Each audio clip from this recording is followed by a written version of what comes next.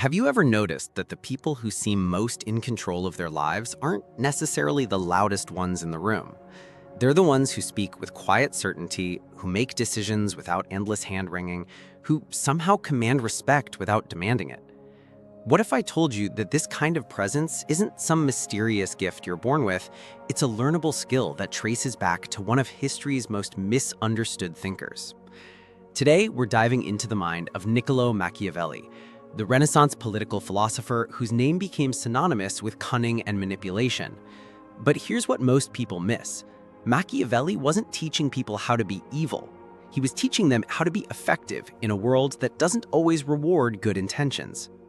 His most famous insight: it is better to be feared than loved if you cannot be both. This isn't about becoming a tyrant. It's about understanding a fundamental truth about human psychology and power dynamics that applies just as much in modern boardrooms as it did in 16th century Italian courts. In our age of social media validation and people-pleasing culture, Machiavelli's lessons about strategic thinking and emotional regulation are more relevant than ever.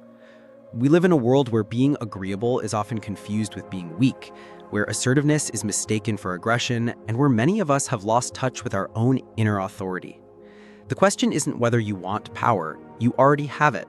The question is whether you're using it consciously and effectively, or letting it drain away through indecision, emotional reactivity, and the desperate need for approval. The myth of the nice guy. Let's start with a hard truth that most self-help won't tell you. Being universally liked is not a strategy for success. Machiavelli understood that when you try to please everyone, you often end up serving no one well, including yourself. Think about it in your own life. How many times have you said yes when you wanted to say no? How many opportunities have you missed because you were afraid of disappointing someone? How many times have you bitten your tongue in meetings, letting inferior ideas win because you didn't want to seem difficult? This isn't about becoming callous or manipulative. It's about recognizing that respect and effectiveness often matter more than being liked.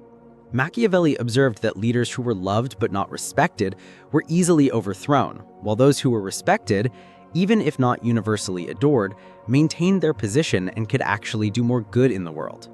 Consider a modern example: the surgeon who has to deliver difficult news or perform a painful procedure. They're not trying to be your friend, they're trying to save your life. Their authority comes not from charm, but from competence and the willingness to do what's necessary, even when it's uncomfortable. Fear as information, not enemy. Here's where Machiavelli's wisdom gets really interesting. When he talked about fear, he wasn't advocating for intimidation or cruelty. He was recognizing that fear, both feeling it and inspiring it, is fundamentally about boundaries and consequences. Fear at its core is information. It tells us when something important is at stake. The problem isn't that we feel fear, it's that we often react to it poorly, either by running away or by lashing out. Machiavelli taught that the strategic mind learns to read fear like a compass. When you feel fear, ask yourself, what am I afraid of losing? What boundary is being tested? What consequence am I trying to avoid? Sometimes the answer reveals that you need to act with more courage. Sometimes it reveals that you need to be more cautious. But always, it's giving you valuable data about what matters to you. As for inspiring a healthy form of fear in others, this is really about establishing clear boundaries and consistent consequences.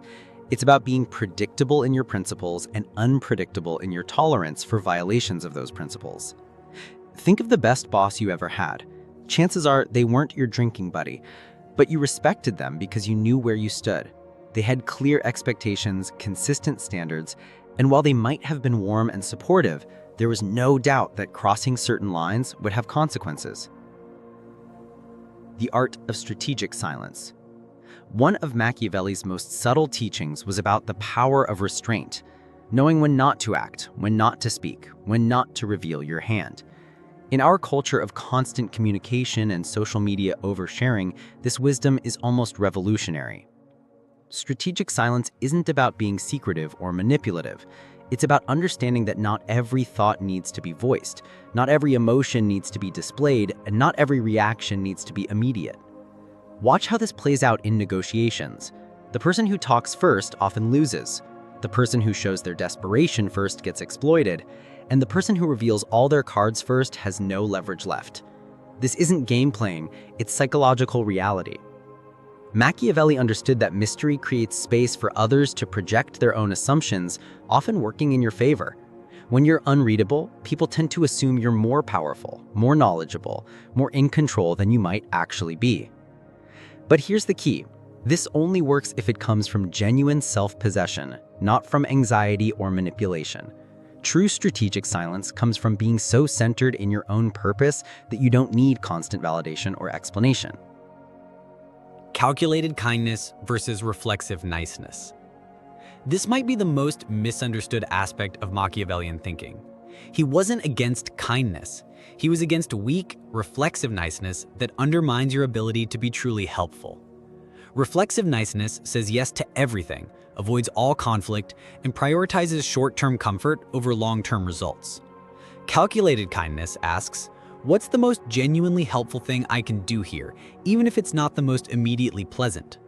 Sometimes calculated kindness looks like giving tough feedback to help someone improve. Sometimes it looks like saying no to a request so you can say yes to something more important.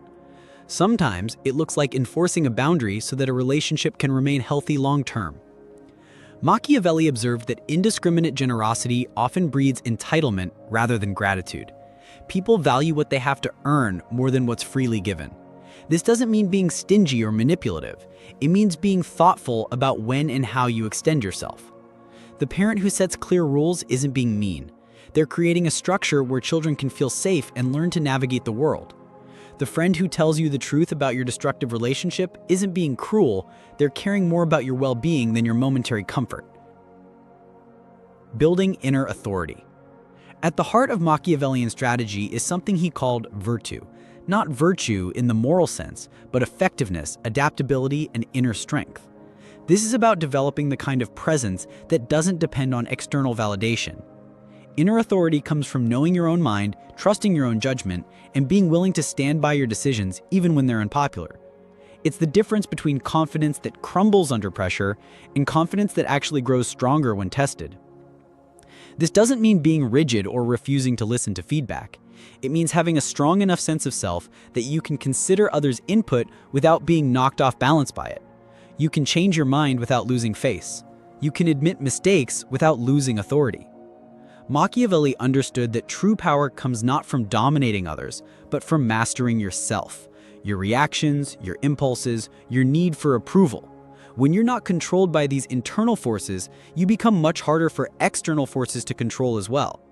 So what would Machiavelli say to us today, living in our world of social media metrics and people-pleasing culture?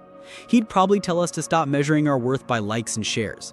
He'd remind us that being effective matters more than being popular, and that sometimes the most loving thing you can do is set a boundary or speak a difficult truth. The goal isn't to become cold or calculating, it's to become strategic about your kindness, intentional with your energy, and sovereign over your own emotional responses. It's about building the kind of quiet confidence that doesn't need to announce itself because it's evident in everything you do.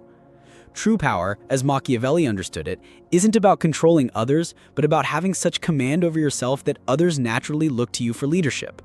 It's about being so clear in your purpose and consistent in your principles that people trust your judgment even when they don't understand your methods. Take some time this week to notice where in your life you're giving away your power through people-pleasing, where you're avoiding necessary conversations, or where you're letting fear make decisions for you. The path to genuine confidence starts with honest self-awareness. If this resonated with you, I want to hear about it in the comments. Tell me about a time when you chose respect over being liked, or when setting a boundary actually improved a relationship. Share a moment when you realized that being agreeable wasn't the same as being helpful. And here's a practical exercise. For the next week, practice strategic pausing. Before responding to requests, to criticism, or to emotional situations, take a breath and ask yourself, what response would serve my highest purpose here? Not what would make everyone happy, but what would actually be most effective and authentic. If you found value in this exploration of Machiavellian wisdom, hit that subscribe button and the notification bell.